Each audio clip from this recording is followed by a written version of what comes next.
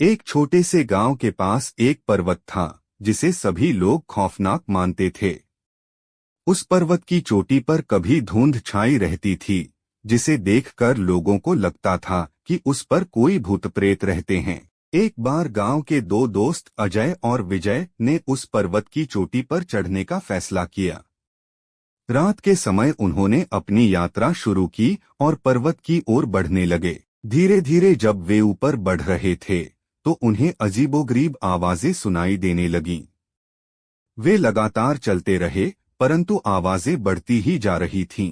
चोटी पर पहुंचकर उन्होंने देखा कि वहां एक पुरानी मंदिर बनी हुई थी जिसमें कोई पूजा कर रहा था।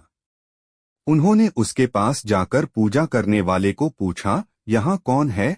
तभी उसका सामना करके वे चौंक गए, क्योंकि वह पूजा कर रहे थे उनके दो पुराने दोस्त जो कुछ साल पहले ही खो गए थे। उनके दोस्त ने उन्हें बताया कि उन्होंने इस पर्वत पर यात्रा करते समय एक रहस्यमयी गुफा में प्रवेश किया था, जिसमें उन्हें खौफनाक अनुभव हुआ था।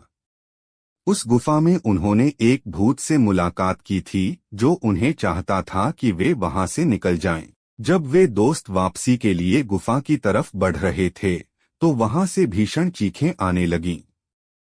वे गुफा में घुसकर देखने लगे और वहां एक भूत की दीवार की तरह उठकर उनके सामने आया, जिसके माथे पर 3 आंखें और आग की तरह चमकती हुई आंखें थीं। उन्होंने भगते हुए गुफा छोड़ दी और पर्वत से नीचे उतर आए, लेकिन उन्हें वह दृश्य अब भी याद आता है। गांव वाले उनकी कहानी सुनकर चौंक गए और सोचने लगे कि क्या वाकई उस पर्वत में कोई खास रहस्य छुपा हुआ है।